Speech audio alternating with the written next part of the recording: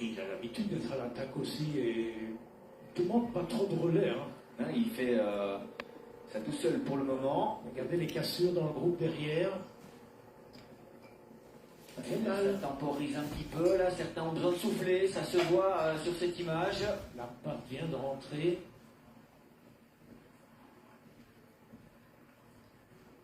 C'est Mike Tennyson qui essaie de relancer le néerlandais de la formation Intermarché Wanty.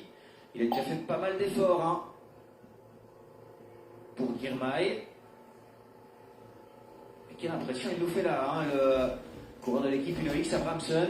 Il nous a fait ça mercredi aussi d'ailleurs. Hein. Et dès que ça s'écarte derrière, et il a deux équipiers, hein, Warren Scholt ici et Tiller qui est plus avancé dans le groupe. En cas d'arrivée au sprint, ce sera Warren Scholt, c'est un client. Hein. Oui, absolument. Surtout sur une arrivée comme ici. En costaud. Ah, il y a un homme de l'équipe de Cofidis qui sort maintenant. Et il s'agit de Gent, c'est De Gent. Qui est capable. Hein. Il s'est retrouvé ici dans une finale, vous vous souviendrez, quand on avait changé les flèches et que les connaisseurs avaient pris la bonne route et les autres étaient partis de l'autre côté. Espérons qu'ils connaissent bien le chemin aujourd'hui. À partir d'ici, il n'y a plus moyen de se tromper. C'est tout droit jusqu'à l'avenue de Strooper, lieu d'arrivée de cette Brussels Cycling Classic. On est entré dans les 10 derniers kilomètres. C'est terminé pour le plus gros peloton. Plus d'une minute maintenant, c'est l'écart annoncé. Et on a deux hommes échappés suite à l'attaque de Johan Abramson. Abramson qui est sorti donc avec Martin Zvercek, qui a la particularité d'avoir déjà fait toute une partie de la journée à l'avant de la course. Il était dans l'échappée matinale alors que Tamigno est dépanné maintenant, changement de vélo.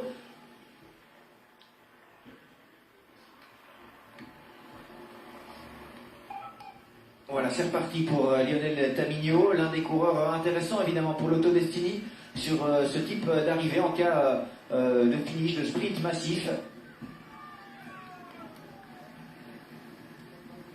Ouais. Et ce Schreck-là, il est quand même costaud. Hein. Très très solide. Hein. Je vous rappelle son âge, 21 ans seulement. Il est en fin de contrat hein, dans la formation de Patrick Lefebvre. Ce jeune coureur, troisième des mondiaux l'an dernier à Glasgow. Hein. Dans une course remportée par le français Axel Laurence. Et aujourd'hui, il a passé toute la journée à l'avant. D'abord à 6, à 7 quand Slock a fait la jonction. Et maintenant, il repart à l'attaque avec Abramson. Solide gaillard, toujours intercalé De Gent, mais qui semble un petit peu plafonné là. Ouais. Dans la réalité, dans ce final, c'est 1 contre 2. Hein. On essaye de faire le bon. Si vous ne faites pas le bon tout de suite, c'est Hirschi qui relance. Hirschi, parce que Bolano a certainement donné des informations concernant ses sensations. Et attention à Bergmousse, hein. Il est toujours dans le bon coup, très très attentif le coureur de l'équipe Autodestiny. Et ils ont une belle avance, hein. Ils ont une belle avance ces deux hommes.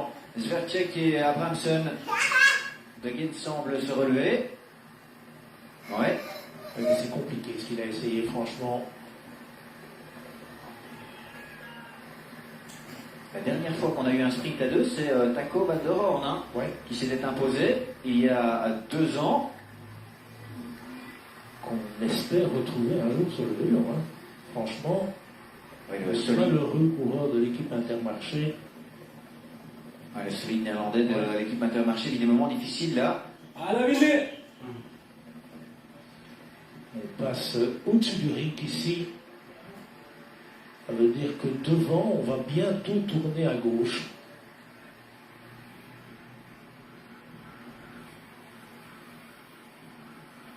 Warren Scholt attend son heure, bien calé à l'arrière, pendant que Abramson joue son bateau. Mais cette formation UnoX a très très bien manœuvré. Ils avaient encore Alexander Christophe. Aujourd'hui, ce ne sera pas pour lui. Il a gagné hier. Il a déjà gagné à 4 reprises dans le courant du mois de mai, depuis le 5 mai en tout cas, et cette formation norvégienne se montre encore ici sur les routes belges, avec Abramson à l'attaque ici, en duo, avec ce solide Martin Zvercek. 17 secondes, ça veut dire que rien n'est fait à 7 km de l'arrivée, mais qu'une équipe va devoir se découvrir à l'arrière. 22 secondes. 2 secondes. Ils augmentent encore leur avance. Au moment où on tourne à gauche, et on va aller chercher le boulevard Métouy. 22 secondes à un peu plus de 6 km de l'arrivée.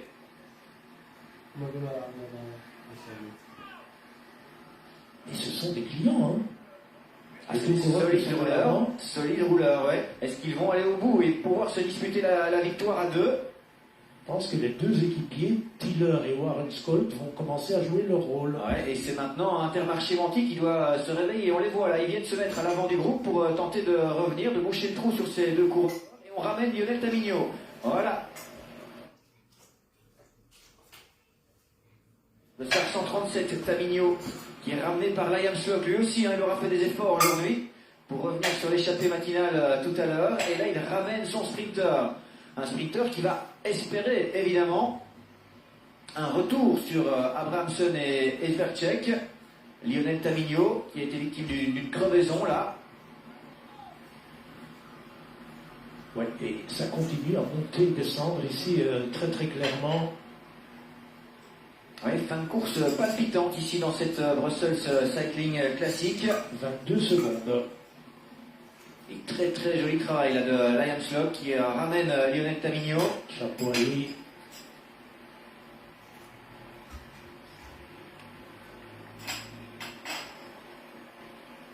Et voilà, la jonction est faite. Il va aller se replacer. Essayer de se repositionner aussi dans les premières positions là, Lionel Tamigno, le coureur de Tini Neuve. Et on retrouve les deux hommes de tête avec une vingtaine de secondes d'avance. Donc pour Martin Vercek et Jonas Abramson. On va entrer dans les 5 derniers kilomètres, Gérard. Oui, on pourrait calculer légèrement à l'arrière parce que si une seule équipe doit faire le travail, ça hypothèque un peu le lancement du sprint. On est dans une phase descendante ici. On va croiser dans 50 mètres la chaussée de Gand et remonter vers la place de Bastogne et vers la basilique. C'est encore un petit moment quand même assez difficile où il faut retrouver suffisamment d'énergie. Ici la route est plate, mais vous voyez devant que ça remonte et ça remontera jusqu'au passage de la basilique en fait, où on va plonger vers la Ken. Et il est solide, hein, il est solide ce Jonas Abramson, un 13e du Franco-Belge mercredi. Très impressionnant, lancé comme ça en plein effort avec Vercek, mais on peut lui tirer aussi un bout de chapeau, hein, ce coureur slovaque, 21 ans seulement. Abramson, deuxième à travers la Flandre hein, cette année aussi, coureur passe-partout. Avant la ligne d'arrivée, c'est le dernier morceau le plus difficile, ça remonte un peu. Il attaque, il attaque carrément, Jonas Abramson. C'est costaud, hein. C'est vraiment costaud ce qu'il est occupé à faire. Très fort, là, le coureur de la formation Uno-X, le Norvégien, qui se débarrasse du jeune Slovaque Martin Vercek. Quel effort, il va peut-être venir aller chercher la victoire ici et s'imposer en solitaire. Jonas Abramson, qui s'envole à 4 km de l'arrivée dans cette Brussels Cycling classique. Une machine, hein, véritablement. Regardez, on revoit son attaque, il se dresse sur les pédales. Et boum, encore de l'explosivité pour lâcher Martin Vercek. Il ne veut pas attendre le sprint, il veut s'imposer, pouvoir savourer sur cette avenue au bas de Strooper, mais va-t-il pouvoir aller jusqu'au bout et tenir? Ouais, costaud, à partir de maintenant, ça va légèrement redescendre. Ouais, Abramson, seul contre tous maintenant. Ouais, il faut plus retourner, il faut tout donner. Ah, quel week-end pour Uno-X si il vient ici s'imposer à Bruxelles après le succès de son équipier Alexander Christophe dans la Flèche d'Aist, et lui il va essayer de tenir pour aller peut-être sauver une deuxième place, une belle place d'honneur après une très très belle journée à l'avant pour Vercek, un jeune coureur, un 21 ans, mais il faudra retenir ce nom hein, véritablement. Ici les deux équipiers ont un véritable rôle à jouer, je ne comprends pas qu'ils soient au sein du peloton comme ça. Oui, il reste vraiment au milieu de la grappe, hein, les Warren Scott. 24 secondes.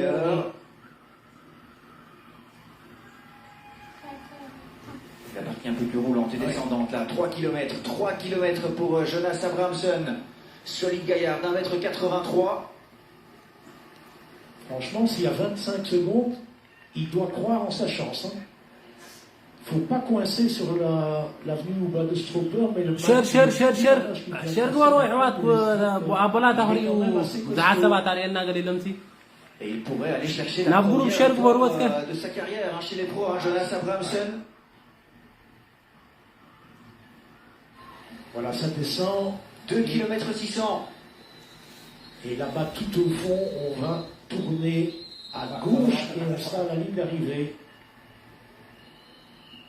Quoi qu'il arrive, Je serais qui mériterait la deuxième place. Hein. ah oui, non, il peut se battre, il doit se battre véritablement pour essayer de sauver cette belle place d'honneur dans cette épreuve. On l'a dit tout à l'heure, il a gagné l'une des kermesses les plus prestigieuses en Belgique, la kermesse de Gulegem cette semaine. Mais là, on sent que le groupe est très très proche. Ça va être difficile pour le Slovaque. Mais dans une épreuve comme ça, comme la Brussels Cycling Classic, une semi-classique, il s'est montré tout au long de la journée. Et là, tout au loin, on le voit en point de mire, 2 km à tenir pour Jonas Abrahamsen. C'est encore très long. Et n'oublions pas que ça remonte sur la ligne d'arrivée. Oui, c'est une arrivée particulière, en léger faux plat montant. Et regardez cette carrure, ce solide gaillard, Jonas Abrahamsen, norvégien de 28 ans en plein effort. C'est terminé pour Aski, Sverchek et Aski pour Groupama FDJ. Et regardez tout le collectif chez Wanty derrière. Ils sont là bien présents pour emmener Girmay. 1 km 600. Quel suspense dans ces derniers hectomètres de la Brussels Cycling Classic. Ça dépendra aussi de la résistance d'Abrahamsen. Oui, dans ce profil particulier de cette arrivée sur l'avenue ou pas de Strooper, mais il ne semble pas faiblir. Pour le moment, toujours très concentré sur son effort, Jonas Abrahamsen en solo. Il doit être fier quoi qu'il arrive de son numéro, parce que c'est un numéro qu'il a réalisé là dans cette fin de course en sortant dans la périphérie bruxelloise avant de revenir ici dans le centre. Dernier virage. 1 km pour Jonas Abrahamsen. Et ils vont virer seulement maintenant. Voilà, et c'est Hirschi qui va emmener. Toute la question, c'est de savoir s'il peut tenir sur cette arrivée si particulière. Voilà la relance en sortie de virage. Parce que ça remonte ici, et vous voyez que la relance, c'est très très important. Avec Girmay qui est en 5e position. C'est Tennyson et Rex qui vont emmener Binyam Girmay. Allegaard dans la roue. Warren Skoll dans la roue de Tiller, je pense. Il y a Fretin aussi pour Wilfriedis. Et Warren Skoll remonte. Regardez, il est là dans les caméras fixes. Est-ce qu'il peut tenir? Jonas Abrahamsen, est-ce qu'il peut tenir? Et allez venir chercher cette... À 28 ans, il va peut-être pouvoir aller chercher la première victoire dans sa carrière. Jonas Abrahamsen, dans les 300 derniers mètres bientôt. Je pense qu'il va pouvoir faire. Il se dresse sur le pédale maintenant. Jonas Abrahamsen en plein effort. Après son attaque, il s'est débarrassé de Martin Sverchek pour venir ici s'imposer de la Brussels Cycling Classic. Alors la caméra est sur la préparation du sprint, mais c'est sur la place d'honneur. On voit l'image du vainqueur. Est-ce qu'il peut tenir? Abrahamsen dans les tout derniers mètres. Jonas Abrahamsen, le coureur de la formation, il peut lever le bras au ciel et c'est fait. Victoire de Jonas Abrahamsen qui pour... Et voilà le podium de cette Cycling Classique. Mais quel finish, quelle fin de course et quel numéro de Jonas Abrahamsen qui ouvre donc son palmarès. Et la première. Avec ce succès ici à Bruxelles, chapeau à lui, Jonas Abrahamsen, à 28 ans. Et voilà, on a le sourire évidemment dans l'équipe UX. Et on ne va pas lui reprocher d'avoir enterré Christophe lors de son contre. Chapeau à lui. Jonas Abrahamsen.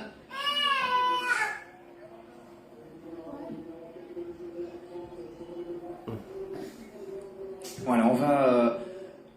Bientôt céder l'antenne aussi pour le critérium du Dauphiné dans la foulée, alors qu'on a ici Martin Sverchek qui en termine après cette longue journée à l'avant, avoir la confirmation du classement évidemment, et puis on prendra la direction des routes du Dauphiné avec cette première étape, le retour à la compétition de Remco Evenepoel à suivre évidemment toute l'après-midi sur les antennes de la RTBF, toujours bien en direct sur la une. Et puis voilà, on partage évidemment ce moment et ces images avec Jonas Abrahamsen qui a une histoire très particulière aussi. Hein. Il avait remporté la fameuse étape du Tour de France ouverte aux cyclos, aux jeunes, et il avait découvert lors du grand départ du Tour au Pays Basque, à Bilbao, avec cette formation Uno-X qui sprint encore ici avec Alexander Christophe, l'ancien champion d'Europe, qui va remporter le sprint des battus, le sprint du peloton, non peut-être si. Voilà, Alexander Christophe qui a fait le sprint tout de même pour une belle place d'honneur ici. Mais oui, Jonas Abrahamsson qui dans son parcours avait connu un parfum du Tour de France en remportant cette étape du Tour de France pour les cyclos avant de connaître la véritable grande boucle en participant l'an dernier à l'épreuve avec la formation norvégienne Uno-X qui était l'équipe norvégienne qui découvrait véritablement la grande boucle ici. Voilà, l'atomium, cette image caractéristique à l'arrivée de la Brussels Cycling Classic. Eh bien, Jonas Abrahamsson est le héros du jour, le vainqueur du jour ici dans cette épreuve, dans la semi-classique belge. On va avoir le classement d'ici quelques instants et puis on prendra la direction du critérium du Dauphiné. Pas de victoire belge aujourd'hui, il y avait pourtant des clients intéressants dans ce groupe avec Jordi Meus, mais l'équipe Uno-X a très très bien manœuvré, Gérard. Très très bien manœuvré avec un homme très très fort dans la finale qui a pris ses responsabilités. Pouvoir victoire à l'attaquant, j'aime beaucoup. Oui, l'attaquant a été au bout, c'est l'audace qui a payé aujourd'hui avec, il faut le souligner aussi, un Martin Zverček dont on retiendra véritablement le nom, un coureur de 21 ans dans la structure de Patrick Lefevere. Il n'aura pas pu conserver la deuxième place, cette belle place d'honneur, mais il s'est montré ce coureur et c'est un coureur de valeur puisque il était déjà sur le podium l'an dernier. On va vite l'écouter, Jonas Abrahamsson, on l'écoute. Comment avez-vous vécu les 10 derniers kilomètres?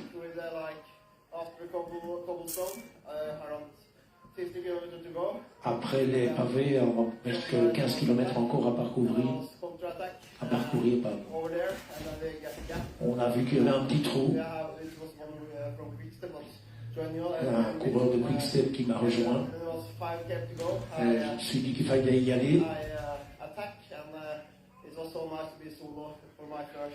Et j'ai attaqué dans la finale et c'était évidemment délicieux pour cette victoire.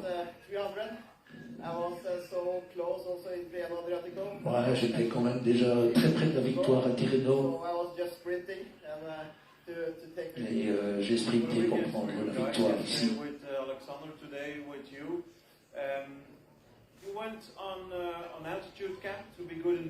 Vous avez été en camp d'altitude pour être bien ici et pour le Tour de France.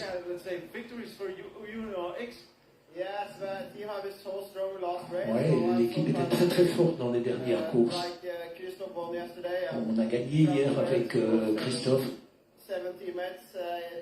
Et nos équipiers étaient quand même très costauds aussi. Et je me sentais très très fort dans la finale. Un mot au sujet du Tour de France. L'année dernière, vous étiez très très près de la victoire à Bourg-en-Bresse.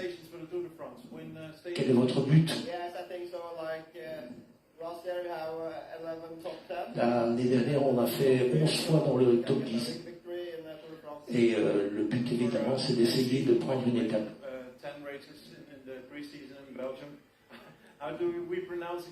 Comment prononce-t-on exactement votre nom? Abrahamsson. Et bien voilà, on connaîtra même la prononciation exacte de son nom, Jonas Abrahamsson, qui a remporté la première victoire de sa carrière aujourd'hui, ici, à 2 pas du stade Roi-Baudouin. Il remporte donc la 104e édition de la Brussels Cycling Classic. Merci Gérard d'avoir été à mes côtés pour commenter cette épreuve. Et on file directement du côté du critérium du Dauphiné, où vous retrouvez aux commentaires en direct toujours sur la une, Rodrigo Benkens et Cyril Saurin. À très bientôt. Au revoir. Au revoir, merci.